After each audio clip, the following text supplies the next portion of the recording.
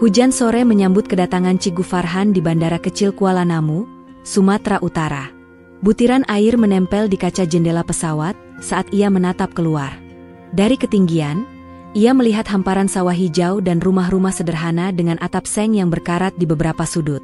Farhan datang bukan sebagai turis atau pekerja, melainkan sebagai sukarelawan program pertukaran guru ASEAN, sebuah inisiatif untuk berbagi metode mengajar dan mempererat hubungan pendidikan antar negara.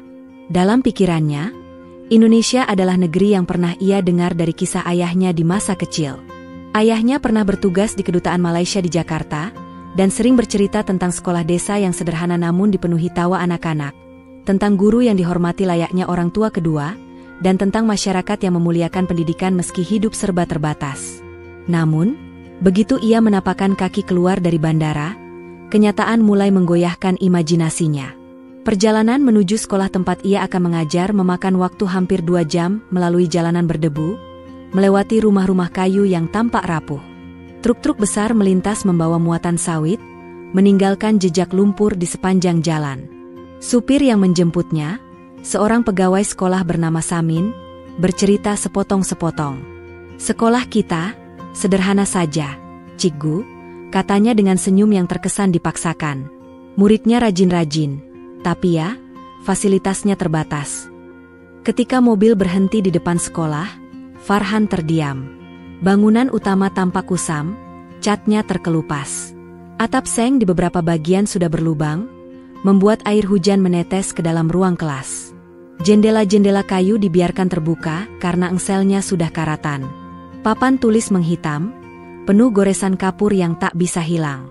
Meja dan kursi reot, beberapa sudah miring karena kaki kayunya patah. Farhan melangkah ke ruang guru. Di dalam, beberapa guru tengah duduk di kursi plastik, menatapnya dengan ramah namun lelah. Mereka memperkenalkan diri satu persatu. Pak Darmo, guru matematika senior, Bu Ratna, guru bahasa Indonesia, dan beberapa guru muda yang wajahnya penuh semangat meski terlihat letih. Setelah perkenalan singkat, Farhan menanyakan hal-hal umum tentang kegiatan belajar. Namun satu kalimat dari Pak Darmo membuatnya terperanjat. "Di sini, gaji guru honorer cuma Rp300.000 sebulan," ucapnya datar. Farhan nyaris tak percaya. 300.000? Itu hanya sekitar 100 ringgit Malaysia. Di negerinya, gaji guru pemula berkisar Rp2.000, cukup untuk hidup layak. Ia menatap wajah rekan-rekannya, ada senyum getir di sana, seperti mereka sudah lama berhenti berharap. "Bagaimana? Kalian bertahan?" tanya Farhan lirih. "Kami bertahan karena cinta pada murid," jawab Bu Ratna. "Kalau bukan kami yang mengajar, siapa lagi?" Tapi, banyak guru akhirnya terpaksa mencari kerja sampingan. Ada yang jadi tukang ojek, ada yang jualan di pasar.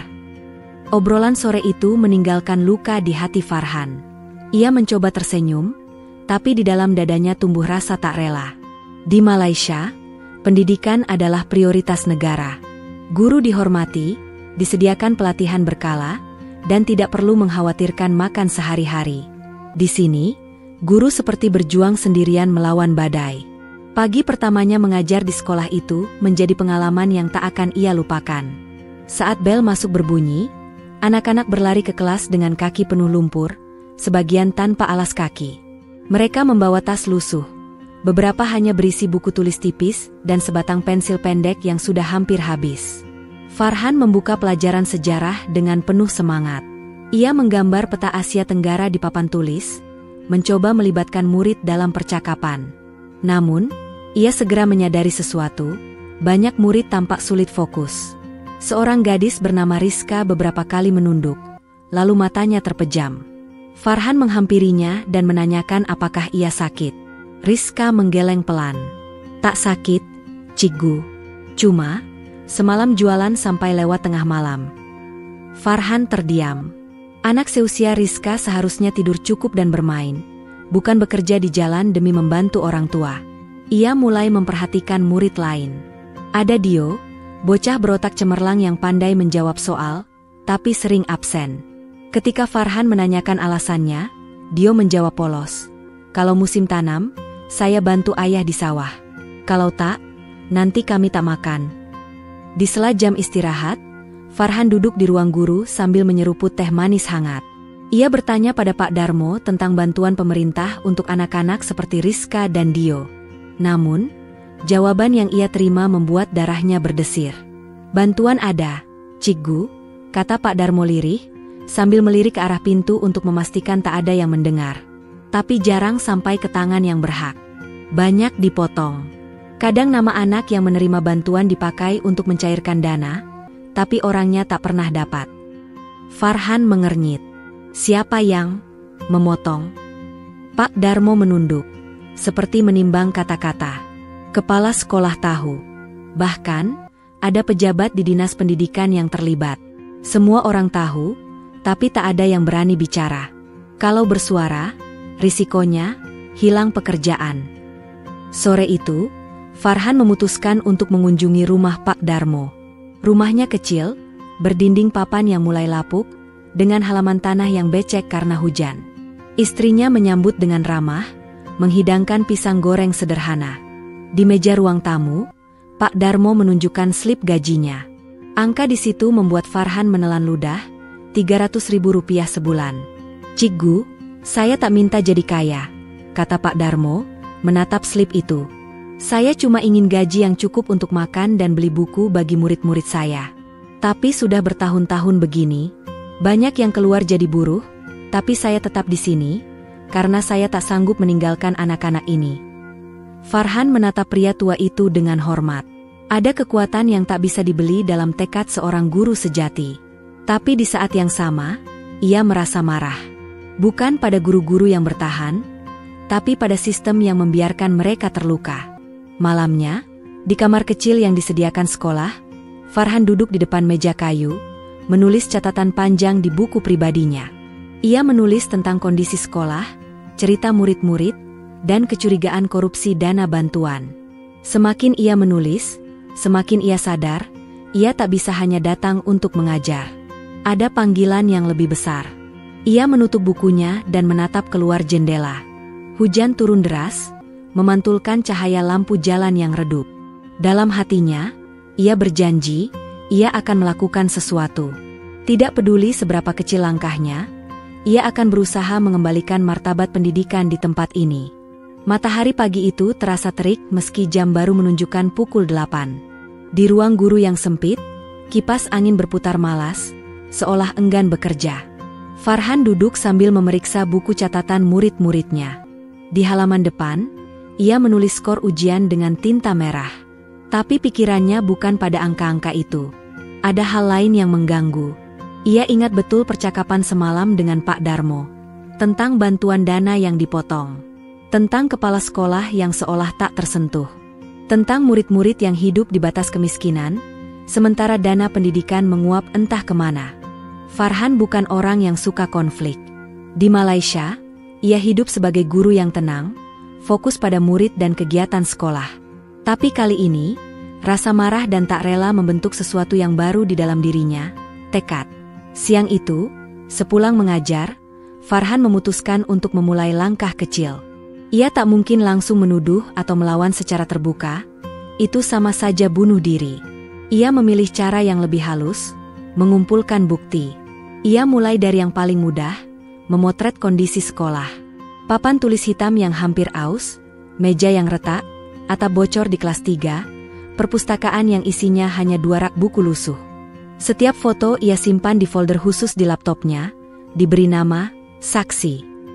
Lalu ia mengumpulkan cerita guru. Bukan wawancara formal, tapi obrolan ringan di sela jam istirahat. Ia mendengar kisah Bu Ratna yang pernah mengusulkan perbaikan toilet sekolah, tapi anggarannya hilang di tengah jalan. Atau cerita Pak Rudi, guru olahraga, yang mengajukan bola baru tapi malah diberi bola plastik murahan. Malam hari, Farhan mulai mencari informasi dari luar sekolah. Ia mengunjungi beberapa sekolah lain di desa-desa sekitar. Caranya sederhana, berpura-pura sebagai guru yang ingin belajar sistem mereka. Di balik senyum ramah para kepala sekolah, ia melihat pola yang sama. Dana bantuan selalu kurang saat diterima. Guru-guru di sana juga hidup pas-pasan. Meski sibuk mengumpulkan bukti, Farhan tidak mengabaikan tugasnya sebagai pengajar. Ia bahkan lebih bersemangat. Ia tahu bahwa perubahan besar sering dimulai dari ruang kelas kecil. Ia mengajar dengan metode kreatif, membuat peta sejarah dari kertas bekas, menggunakan permainan untuk menghafal tanggal penting, bahkan mengajak murid-murid membuat majalah dinding dari berita bekas. Hasilnya, murid-murid mulai bersemangat. Rizka yang dulu sering mengantuk, kini duduk paling depan, matanya berbinar. Dio mulai rajin hadir, bahkan membawakan Farhan peta buatan tangannya sendiri. Murid-murid lain ikut tertular semangat itu. Tapi keberhasilan ini justru menimbulkan kecurigaan. Suatu siang, kepala sekolah memanggil Farhan ke ruangannya. Pria itu duduk di balik meja besar, mengenakan batik mahal, wajahnya datar. "Cikgu Farhan," ucapnya dengan nada dingin, "saya dengar kamu sering keluar masuk sekolah lain. Cari informasi, ya?" Farhan menahan diri untuk tetap tenang. "Saya hanya bertukar pengalaman, Tuan. Bukankah itu tujuan program ini?" Kepala sekolah menyandarkan tubuhnya, menatap tajam. "Saya nasihatkan, jangan terlalu ikut campur urusan di sini. Ini bukan negara kamu, urus saja kelas kamu." Farhan tersenyum tipis. "Pendidikan bukan milik satu negara, Tuan. Pendidikan adalah hak setiap anak." Ucapan itu membuat kepala sekolah mematung sejenak. Lalu ia mengibaskan tangan, tanda pertemuan selesai. Farhan melangkah keluar, hatinya berdegup. Ia tahu, mulai sekarang, langkahnya akan diawasi. Namun, Farhan tak gentar. Ia mulai membangun jaringan guru jujur di sekitar kabupaten. Mereka mengadakan pelatihan kecil-kecilan di rumah-rumah, berbagi metode mengajar tanpa biaya besar. Bahkan, Farhan menghubungi rekan-rekan gurunya di Malaysia untuk mengirim buku bekas dan alat tulis. Semua itu ia distribusikan diam-diam, tanpa lewat tangan kepala sekolah. Benih perlawanan itu tumbuh. Guru-guru mulai berani membicarakan masalah dana di antara mereka, meski masih berbisik. Murid-murid mulai percaya bahwa sekolah adalah tempat mereka benar-benar belajar, bukan sekadar formalitas. Farhan tahu, badai besar belum datang. Tapi ia sudah siap. Awal musim hujan membawa hawa lembab ke seluruh desa. Di ruang guru, Farhan duduk bersama Pak Darmo dan dua guru lain, membicarakan langkah berikutnya. Mereka sepakat, waktunya melapor. Masalahnya, melapor ke siapa? Polisi setempat? Bisa saja, tapi risiko besar menunggu. Pejabat yang terlibat punya koneksi kuat. Salah langkah, semua bisa berbalik menyerang mereka.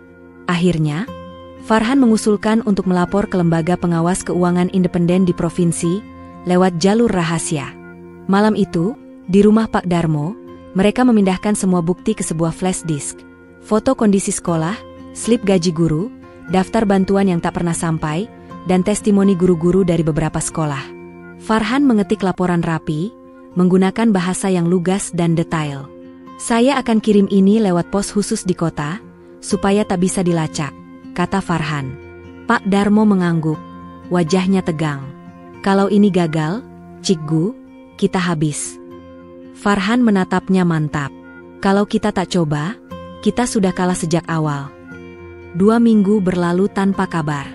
Kehidupan sekolah berjalan seperti biasa, tapi ada rasa tegang yang menggantung di udara. Kepala sekolah beberapa kali memanggil guru-guru, mengingatkan agar tidak memfitnah, dan jangan ikut orang luar yang sok tahu.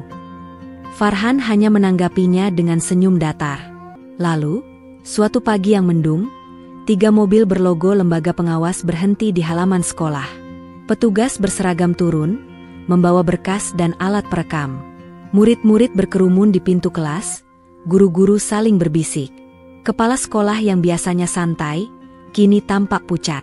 Ia dibawa ke ruangannya bersama 2 pegawai dinas pendidikan yang entah dari mana muncul. Pemeriksaan berlangsung lama. Farhan tidak ikut campur, hanya mengajar seperti biasa sambil melirik ke arah ruang kepala sekolah yang tertutup. Siang hari, kabar itu menyebar, kepala sekolah dan 2 pejabat dinas ditangkap atas dugaan korupsi miliaran rupiah dana pendidikan. Bukti yang dikirim Farhan dan rekan-rekannya menjadi kunci. Bahkan ditemukan rekening pribadi yang berisi dana bantuan sekolah dari beberapa kecamatan. Di gerbang sekolah, Murid-murid berdiri menatap mobil polisi yang membawa kepala sekolah. Tak ada sorak-sorai, hanya tatapan lega bercampur kecewa. Mereka masih anak-anak, tapi mengerti bahwa orang dewasa yang seharusnya melindungi mereka telah mencuri masa depan mereka. Pak Darmo duduk di bangku taman sekolah. Wajahnya campur aduk antara lega dan tak percaya. "Cikgu, kita berhasil," katanya dengan suara bergetar. Farhan menghela napas panjang. "Ini baru permulaan, Pak. Tapi kita sudah memecahkan benteng yang selama ini dianggap tak tergoyahkan." Dalam beberapa minggu berikutnya, pemerintah daerah menunjuk kepala sekolah baru. Kali ini, orangnya bersih, muda, dan berkomitmen memperbaiki fasilitas. Gaji guru honorer dinaikkan, memang belum setara Malaysia, tapi cukup untuk hidup layak. Toilet sekolah diperbaiki, atap bocor diganti, dan dana bantuan mulai tepat sasaran. Bagi Farhan, kemenangan ini bukan hanya soal uang atau fasilitas. Ini tentang mengembalikan rasa hormat pada guru dan harapan pada anak-anak. Tapi ia juga sadar, perjuangan ini tidak akan pernah benar-benar selesai. Masih banyak sekolah di pelosok yang bernasib sama. Suatu sore, Farhan berjalan di koridor sekolah yang kini lebih rapi. Hujan gerimis membasahi halaman, tapi tak ada lagi genangan besar karena saluran air sudah diperbaiki. Dari kelas, ia mendengar murid-murid bernyanyi sambil belajar. Senyum kecil muncul di wajahnya. "Inilah alasannya aku datang ke sini," pikirnya. "Bukan sekadar mengajar, tapi menjaga masa depan yang sempat direbut oleh keserakahan." Pagi itu, udara terasa lembut, seperti menyimpan rahasia yang ingin disampaikan perlahan. Embun masih menempel di rumput halaman sekolah, memantulkan cahaya matahari yang baru saja terbit.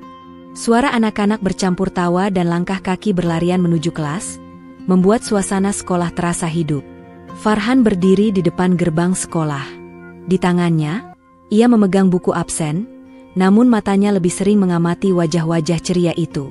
Senyum kecil muncul di bibirnya, meski hatinya sedang berat. Hari itu adalah hari terakhirnya mengajar di sekolah ini. Saat melangkah masuk ke ruang guru, ia disambut pemandangan yang berbeda jauh dari setahun lalu. Cat dinding yang dulu kusam kini berganti warna krem cerah. Meja-meja yang pernah reot diganti baru. Di sudut ruangan, ada rak buku berisi bahan ajar, dan di pojok dekat jendela, ada sudut baca kecil dengan beberapa kursi empuk hasil sumbangan orang tua murid. Bu Ratna sedang memeriksa RPP di laptop baru bantuan pemerintah. Pak Rudi menulis rencana ekstrakurikuler olahraga di papan tulis khusus guru. Mereka terlihat lebih bersemangat, lebih percaya diri. Tak ada lagi wajah lelah penuh keluhan seperti dulu. "Cikgu, pagi ini Pak Kepala Sekolah bilang dana pramuka cair tanpa potongan. Bahkan katanya, untuk kegiatan seni bulan depan juga sudah disiapkan," kata Bu Ratna dengan senyum sumringah. Farhan menatapnya sambil mengangguk pelan. "Baguslah. Berarti sistem yang kita usahakan mulai berjalan. Ingat, Bu Ratna, ini semua bukan soal siapa yang memimpin, tapi soal menjaga agar jalurnya tetap benar." Bu Ratna mengangguk, matanya penuh rasa hormat. Hari itu, Farhan masuk ke kelas dengan membawa papan besar berisi foto-foto kegiatan mereka selama setahun terakhir. Ada foto ketika anak-anak membuat majalah dinding, foto lomba puisi, hingga foto saat mereka bersama-sama mengecat perpustakaan. "Anak-anak," ujar Farhan, suaranya terdengar lebih lembut dari biasanya, "foto-foto ini bukan sekadar kenangan. Ini bukti kalau kalian bisa membuat perubahan. Cikgu hanya memberi dorongan, tapi yang membuat semua ini jadi nyata adalah kalian sendiri." Rizka mengangkat tangan. "Cikgu, kenapa hari ini seperti kita mau perpisahan?" Farhan tersenyum tipis. "Karena memang kita akan berpisah. Minggu depan, Cikgu akan pulang ke Malaysia." Sejenak, kelas menjadi hening. Beberapa murid menunduk, ada yang mengusap mata. Dio, yang biasanya ramai, kali ini hanya menggambar di sudut bukunya. "Tapi ingat," lanjut Farhan, "perpisahan bukan berarti kita berhenti. Kalian harus terus belajar, terus bertanya, dan jangan pernah takut membela yang benar." "Melawan?" tanya Dio lirih. "Melawan dengan cerdas," jawab Farhan. "Dengan bukti, keberanian, dan hati. Kalau kalian melihat sesuatu yang tidak adil, kalian tahu apa yang harus dilakukan." Beberapa hari sebelum keberangkatan, guru dan murid mengadakan acara perpisahan di aula sekolah. Tidak ada dekorasi mewah, hanya tikar panjang, lampu bohlam yang digantung rendah, dan meja penuh makanan yang dibuat orang tua murid. Nasi kuning, ayam goreng, kue lapis, dan teh manis. Anak-anak menampilkan pentas sederhana, pantun, lagu daerah, hingga drama singkat tentang guru dari negeri sebelah yang membuat semua orang tertawa. Di tengah acara, Pak Kepala Sekolah yang baru berdiri dan berkata, "Cikgu Farhan datang sebagai guru tamu, tapi pergi sebagai saudara. Ia mengajarkan kita cara mengajar yang kreatif, dan lebih dari itu, cara menjaga kehormatan profesi ini. Saya janji, sekolah ini akan tetap berada di jalur yang telah Cikgu tunjukkan." Farhan menunduk, menahan air mata. Kata-kata itu terasa seperti pengakuan bahwa perjuangannya tidak sia-sia. Acara hampir selesai ketika Rizka maju membawa sebuah kotak kayu kecil. "Ini untuk Cikgu," ucapnya. Farhan membukanya perlahan. Di dalamnya, ada tumpukan surat tangan dari murid-murid, ditulis di kertas warna-warni. Ada juga foto kelas yang dibingkai dengan kayu bekas, dihias bunga kertas.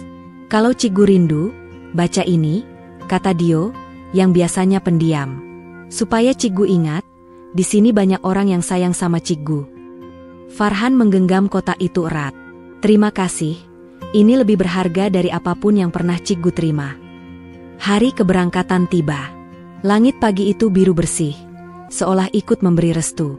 Guru-guru dan beberapa murid sudah menunggu di depan sekolah.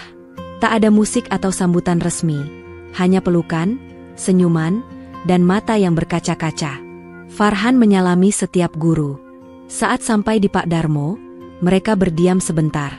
"Cikgu, terima kasih sudah mengajarkan kami cara berdiri tegak," kata Pak Darmo. Farhan menepuk bahunya. "Jangan biarkan siapapun merampas masa depan anak-anak lagi." Anak-anak berlari kecil mengikuti Farhan sampai gerbang. Kotak kayu berisi surat itu ia peluk erat ketika naik ke mobil yang akan membawanya ke stasiun. Kereta perlahan meninggalkan desa. Farhan duduk di dekat jendela, menatap sawah yang membentang hijau. Ia teringat betapa kagetnya ia dulu melihat keadaan pendidikan di sini. Tapi kini, ia pergi dengan membawa secercah harapan yang nyata. Di kantongnya, ia menyimpan satu surat yang dibacanya berulang kali. "Cikgu, suatu hari aku mau jadi guru seperti Cikgu, supaya anak-anak lain juga bisa merasakan sekolah yang jujur dan menyenangkan." Farhan tersenyum. Itu sudah cukup menjadi bekalnya pulang. Bertahun-tahun kemudian, sekolah itu terus berkembang. Guru-guru baru datang dengan semangat yang sama. Dana pendidikan dikelola transparan. Murid-murid semakin banyak yang melanjutkan pendidikan ke jenjang lebih tinggi. Kotak kayu berisi surat-surat itu kini disimpan di perpustakaan, menjadi simbol perjuangan seorang guru dari negeri seberang. Setiap kali ada guru baru, kotak itu dibuka, dan isinya dibacakan untuk mengingatkan mereka pada nilai yang harus dijaga. Di Malaysia, Farhan tetap mengajar. Sesekali ia menerima kabar dari Pak Darmo atau murid-muridnya yang sudah tumbuh dewasa. Setiap kabar itu adalah bukti bahwa perjuangannya di desa kecil Indonesia itu tidak sia-sia. Dan pada suatu sore, ketika ia sedang mengajar, seorang muridnya berdiri dan dengan lantang berkata, "Tapi, Cikgu, kalau sistemnya tidak adil, kita harus berani memperbaikinya." Farhan tersenyum kecil. Benih itu memang tak pernah mati.